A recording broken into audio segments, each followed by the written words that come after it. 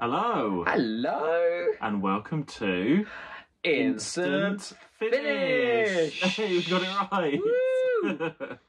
Yes, we have just listened to the next instalment of the Big Finish 60th anniversary series, Once and Future. Up above the streets and houses, once and future riding high. Yeah, so Once and Future, it's a celebration of Doctor Who, a series of unconnected stories that Big Finish bring out, which advertises various different ranges as we go along. I don't think that's supposed to be the idea. This month we're advertising Missy, the Cottonester Gang, and the David Tennant series. That's this week. Oh, sorry. You are getting very cheeky on this thing. It's supposed to be a series of connected adventures telling a rip-roaring narrative leading up to the 60th anniversary. You cheeky git. If you say so. So yeah, it's, what's this one called? The Invasion of Martian Invasion of Planetoid 50. Yeah. It sounds like one of those fabulous B-movie titles. Yeah. I was expecting a lot. Well, it's David Tennant's time. Yeah. Why is he talking in that strange voice? And we've got Michelle Gomez as Missy, and of course the Paternoster Gang as well. Can I do an impression of David Tennant in this release? Oh, God. Please. Yeah? I knew this was going to happen. Hello? What's going on? I believe you are a Martian from the planet 50. Oh, it was a book by Herbert Wills. Fucking hell. Like, it's like David Tennant on telly, taken to 900. I mean, it's very old. That's how I think he's like on TV. No, he's that's not how I feel. bad, I It's swear. not always my favourite in Is that way. What you think? Oh, God. Okay, so what did you think of this story then? It's more of the same. It's more of the same. It's more... I'll tell you what. Right, actually, this was passable, okay? I didn't think this was listenable. And actually, the best thing about it was Missy, who I don't always love on telly. But actually, Michelle Gomez is having so much fun in this. And they give her some good jokes. And she's doing that sort of Cockney accent that she does, Doctor. You know, and it's very strange. Well, she's doing the David Tennant stuff you were just doing. This is her version of it, isn't it? But she does all these weird voices and things, and she's hypnotising Jenny. She's having a whale of a time. So that I will say one positive. That was fun. She brought a lot of the energy to it. If she hadn't have been there would be nothing to this. Because you know what bothers me about this is there is no plot to this story. It is a series of scenes of random people just meeting each other. That's what this story is. It was quite slight, yeah. They've all been quite slight. Yeah, but this was like quite very slight. Yeah. But it was nice to listen to. I think that's the word. Nice. It wasn't amazing. I'm still getting this sort of feeling of unfilled potential in this series. David Tennant's here, and you've got Missy, and you've got... That's David nice Tennant, that everybody's all together. He was somewhere in the stratosphere. Okay.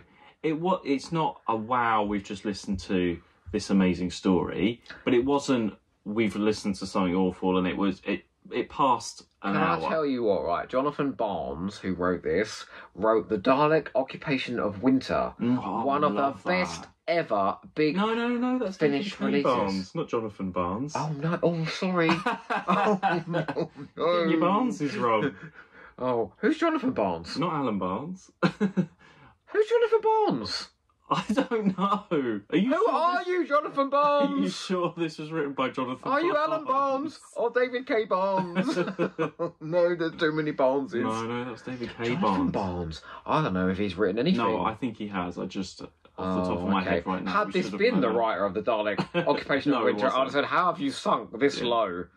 Like, the weird thing about Once and Future is there was all these established Big Finish writers writing in this range, and may I say, they are all writing their worst material that we've seen from them yet. There's something about this range that is the death of creativity. I think it's the shopping list syndrome, and that we've got to put something together as we go along. It's your shopping list and your sort of dimensions in time, who's free when, let's There's just put no that together. stories. And we have to mention, well, the first 15 minutes is Mr. My favourite Stephen pervert. Noonan. Hello, Dodo. Hello, my young lady. What is going on? I have been zapped by the temporal limiter, and I'm zipping through my past selves. We've heard, I think quite I'll do a few a pretty of, good Stephen of the Noonan, first actually. Doctor box sets, and he's okay. It was very, I don't know, I think a lot thought of he was people quite aren't charming. gonna I like thought he it. was a lot more tolerable than David Tennant was in this. I think he just emphasises the angry bitterness all the time a bit too much. And I think it's a bit of a character. Saying, hello, my lady. What's going I don't on? know. There's a little bit of a caricature of the sort of angriness there too much. Yeah, but better that. I think he imitates those bitter lines Better a that lot than- rather than What talking. have you done with my TARDIS, sir? From Yeah. David Tennant. I mean, everyone's elevated in this. It's just what it is. Yeah, but Missy's always kind of elevated, isn't she? Yeah. But I thought she was the most underplayed of all of them. And actually, you got the Paternoster gang in here as well. You know what? The more I listen to them, the more I'm enjoying them. I'm not a fan of them, sorry. No, I didn't really like them on the TV. No. But the more I listen to them on audio, I feel like they're We've not not too done bad. their box sets, have we? But I don't know. What about Jenny, though? Bless her. She spends 50 minutes of this hour release as a hypnotised zombie. So she is delivering her lines like this. And it's poor Caitlin Stewart. It's all getting a bit She's an actress. inconsistent as well with the Doctor, what he remembers, what he doesn't. Yeah. And now he's a future one, because I'm still convinced it started off with the Eighth Doctor. And how annoying And then- was the ending? You know, this Planetoid 50, it's got some soil, and that's what they've used to make the gun that shot you. And go and find the Union. But none of this really comes It's out of the just a slight story. thing. It's just story, and then we have got like a minute of progressing, like a Yeah. clue It's to the just next one. It's just like in each one, it's like someone passing the pattern. It's right. very- You deal yeah. with it in the next one. You know. I think it just feels like it hasn't all been mapped out. I still think the best one's the second one, the artist at the end of time. At least that had something to say, and it was about sort of the death of art and the universe and making a statement. That had something to say. What did this have to say? Missy decided to make a planetoid like War of the Worlds. Why? No, yeah, I was like, what is the point of this? What is the point? Maybe that's the point of it, that there wasn't any point of it. And we have listened to some big finishes lately, new big finishes, that have been packed full of substance and character. Yeah. So I know they can still do Are it. you ever going to get... Well, No, I don't think we're going to get it from this. None not of this. from this, No. but for any story like, Light at the End and all those celebratory stories. Has there ever been one with substance? There hasn't. It happens every time. This happened every month. We're like, next month, Yeah, no, we're but going I to get think- something really great. And I then think you're I just know like, it's not an oh. audio, but Day of the Doctor's a celebratory story with packed full of substance. Yeah. So you can do it. You just need to have the will to do it. And the Five Doctors, I won't say it's full of substance, but it's great There's more fun. to it, yeah. Yeah, Big Finish. You really do bite the bullet when you do these anniversary stories. What else did we have? Modern Future, Light at the End. What's that other one celebrating all the Rangers? Oh, Legacy of Time. Legacy of Time. None of it's very great. Masterful. Stop wanking off the past and start looking to the future. Well, there we are. Another... It's okay.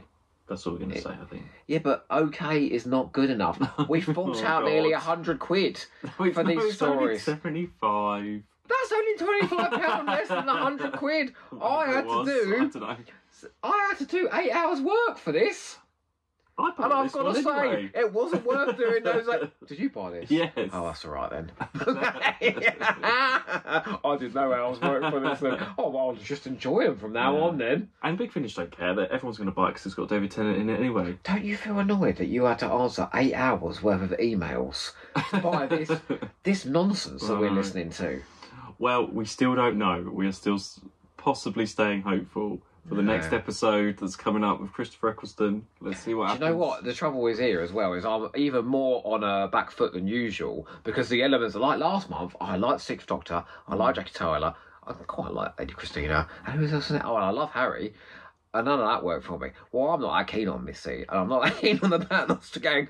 So, whilst they're doing this sort of out-of-a-bag approach, depending on how you like those characters, you're in a lot of trouble. Because I'll tell you what, beyond these characters coming together, there's fucking nothing to this at all. Yeah, there wasn't any characters in this that I was like, oh, I'm excited for this month because it's got this, this person in. Yeah, you're right. I'm not a huge fan of any of them. Can I just have the last remark? Absolutely. This entire series is spectacularly ill-judged, and frankly, you've disappointed me, you've disappointed the fans, and you've disappointed the 60th anniversary. All right, and I know there's a mark of this because I've seen reviews online where people are saying this is the best one yet, and I think it's just because they like hearing those old characters again. For me, yeah, you need to try this. Ain't enough. You need to do original storytelling. Can we not have Tim Trelaw popping up at the end of each one every time, just for the sake of it? Tim Trelaw. Yes. Hello, young lady. There's no point in that. No, there's no point in any of this. What are you talking about? I've yet to find a point, and I'm 5 fucking hours in. Well, on to the next. See you next month, everyone. Who's next? Christopher Eccleston. Oh, and David Warner. Now. David Warner, Don't speak in his last appearance in Big Finish, I've got a glimmer of hope because he's very good. He's very good. He is very good, but the track record of this is that he will be in a not very good script. Oh, they can't see him out in a bad script. Come on, who's writing that one? I don't know. It's Lisa McMullen. Oh no. God, is it? Until next time. All right, finish.